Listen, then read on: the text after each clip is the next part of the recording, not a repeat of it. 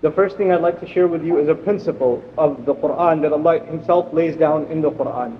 And that is, it's in a small phrase. I won't even give you the entire ayah. Allah Azza wa Jalla says, لِيَدَّبَّرُوا آيَاتِهِ, so that they may reflect deeply upon His ayat. So they may engage in the activity of tadabbur. This is called tadabbur, deep reflection, thinking, pondering, trying to understand what is the meaning behind these words. Literally behind, because tadabbur comes from dubur, to be behind. So you know when you really want to understand something, in English they say know it backwards and forwards, inside and out. The closest thing to that in English, you know. So you may have a deep understanding of the ayat. And now what's interesting about that phrase, one of the many things, is that when Allah Azza wa Jal gives us a statement and it's broken up into many ayat, Ar-Rahmanu 'allama al-Quran is actually one sentence. It's not two sentences, it's one sentence. But it's two ayat. It's two different ayat. So in light of that principle, what Allah is demanding from us subhanahu wa ta'ala, first and foremost, is each ayah should be reflected on for its own merit first. As a sentence, as kalam, as speech that is continuous, that's its own right. But Ar-Rahman by itself is enough for you to reflect upon. That word in and of itself is something that deserves your attention. So even though that statement is so powerful, Ar-Rahmanu 'allama al-Quran, that statement in and of itself is incredible. But Allah stopped at Ar-Rahman. He made that an ayah. And then He gave us the ayah, 'allama al-Quran. So what is it that we should reflect upon in the word Ar-Rahman? I'll start with the most basic, the easiest thing. I think anybody here, people who know Arabic or don't know Arabic, at least know this word because they say it every day. Every day they say Bismillah ar-Rahman ar-Rahim. Every day they say Alhamdulillahi Rabbil Alameen ar-Rahman ar-Rahim. The word Ar-Rahman is something you hear all the time. And probably all of you, if not most of you, know the meaning of the word too, or at least some idea of the meaning. It has something to do with mercy, or Allah being merciful. So the first thing that you and I are being asked to reflect and ponder upon is, how is Allah merciful to me? What does that mean? What is Allah doing for me right now that is a display of Allah's mercy? That's the first thing. You have to now, every person for themselves has to just get lost in thought. What are the things Allah has done for me that are acts of mercy by Him today, right now, this week, this year? You know, from the things that have happened to you personally, from the things that are going on with your children, the things that are happening with your parents. Somebody's parents got sick and Allah gave them shifa. Somebody's children were not doing so well and Allah made them better. Somebody was in a position of fear. Somebody lost their job. Somebody's enjoying health, subhanAllah, and we have a roof over our heads, we have food on the table, we have drinks in the fridge. We have these things to thank Allah for, and these are all manifestations of Allah's mercy. So if you were to try and make a list of things that you're grateful for, or that you think are a proof that Allah is merciful to you or to me, then that list would just keep going on and on and on. We'd be lost in thought forever. SubhanAllah. Such a deep statement. But I'll take it a step further now. And at a step further, Allah gave us two names of His mercy. The ones you recite all the time, Ar-Rahman Ar-Rahim. But in this ayah, Allah chose this particular one, the word Ar-Rahman.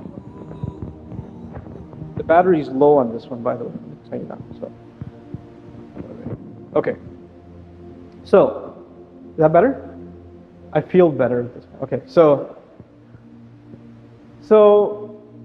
the word Ar-Rahman is different from Ar-Rahim, and that there's a lot of commentary about that. But I'll just summarize it for you because I want to make I want to share a lot of other things with you, inshallah. One of those things is that the word Ar-Rahman doesn't just mean merciful, it is sighatul mubalagha, which means it is extremely, unimaginably merciful. It's overwhelmingly merciful. It's incredibly merciful. That's one thing. The second thing is the word Ar-Rahman indicates, because it's the hyperbole, or it's the powerful form of what's called an ism fa'il. It's originally ism fa'il and becomes mubalagha. What that simply means is someone who's doing something right now. They're doing something right now. So when we say Ar-Rahman, one of the meanings inside that word is Allah is doing something incredibly merciful right now. Or He has done something incredibly merciful. It points to something specific. And to make that easier for you to understand, if I say something like, someone is nice. Someone is nice. I didn't specify any action. I just said they have a quality that they are nice. But if I say someone is being nice, someone is being nice. Am I being more specific now? When are they being nice? Right now. And they must be doing something particular, which makes me say that they are being nice, right? So it's more particular. Ar-Rahman is much more specific, much more particular. And it is fitting that Allah uses Ar-Rahman because then He mentions specific mercies.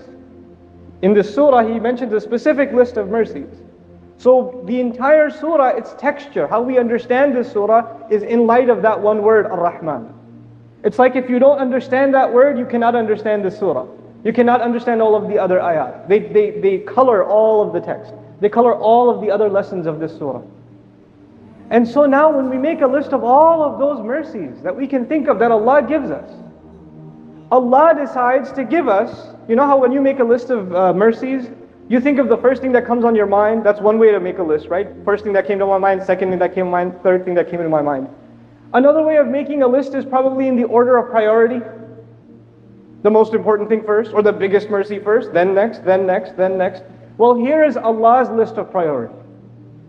Of the things that are a proof of Allah's mercy, the thing at number one is Allama al-Quran. He taught the Quran.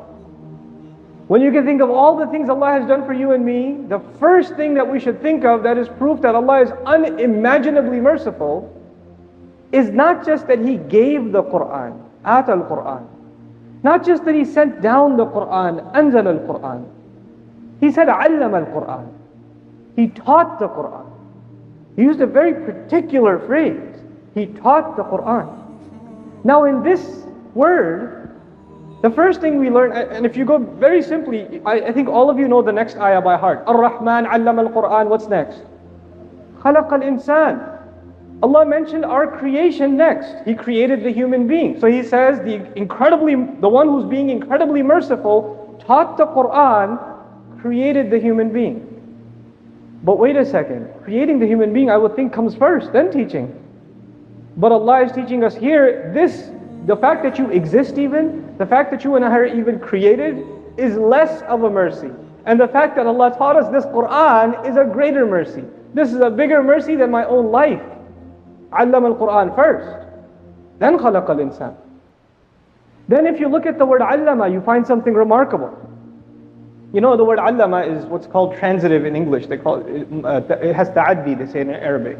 What that means is when you say taught, you think of two things, at least.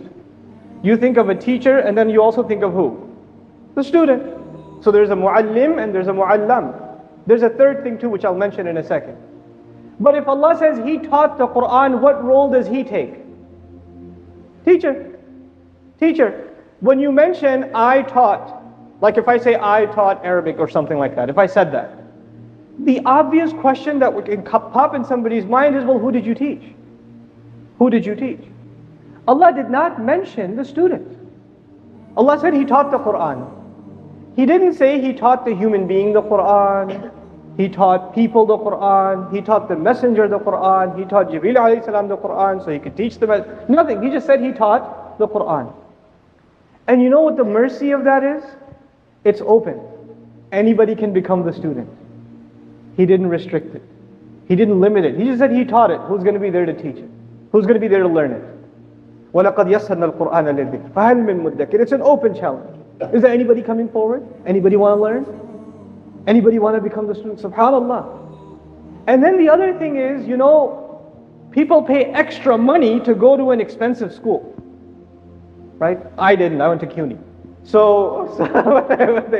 But people pay extra money to go to an expensive school, and they maybe if you're in higher studies, you look for the top specialist in that field, and it's an honor to study under the top specialist of that field, or to attend their lecture, or to come under their tutelage, etc., right? It's considered kind of a high privilege.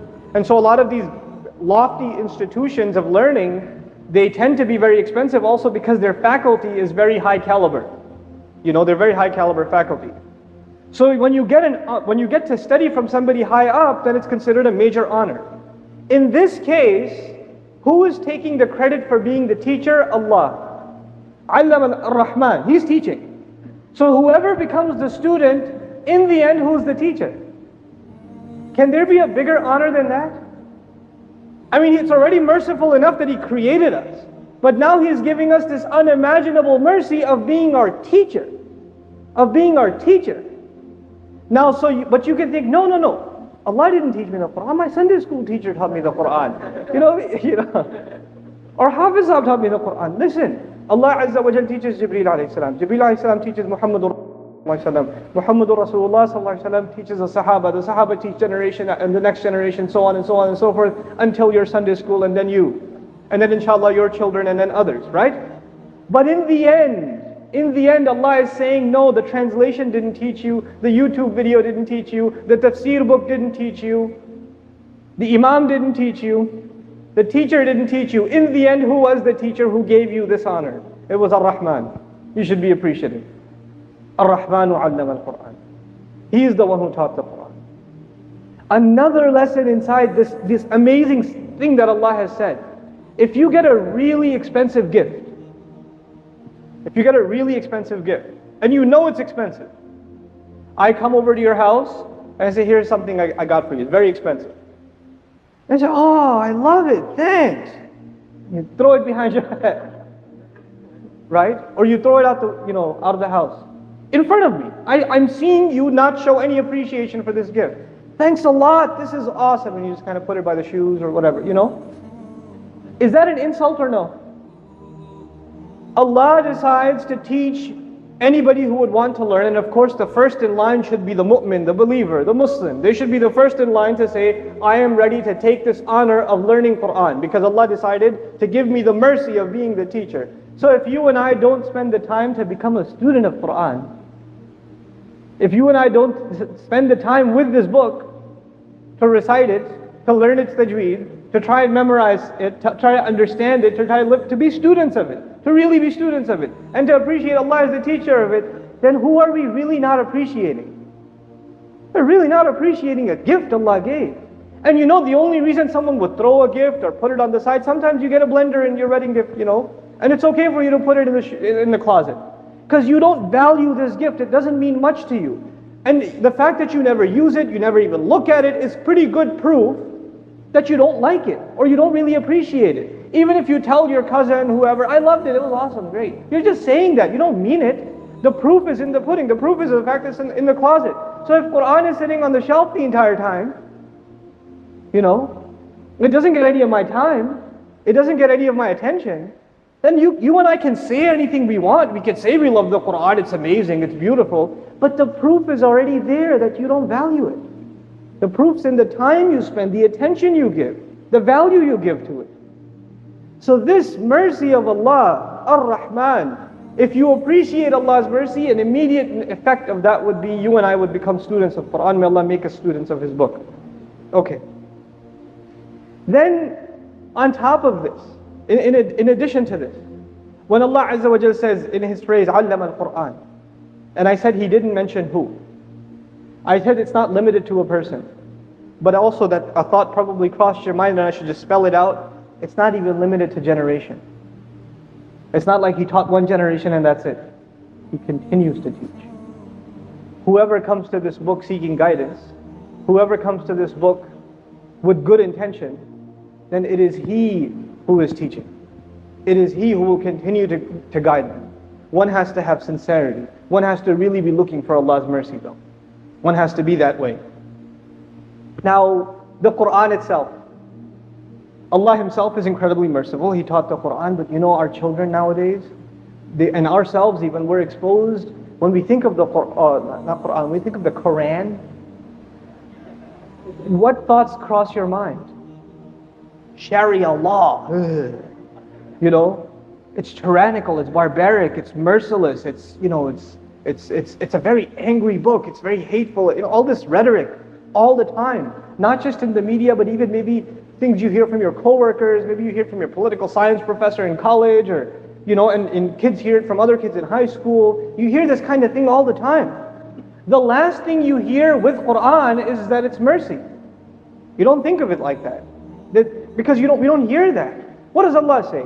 وَنُنَزِّلُ مِنَ الْقُرْآنِ مَا هُوَ شِفَاءٌ وَرَحْمَةٌ لِلْمُؤْمِنِينَ.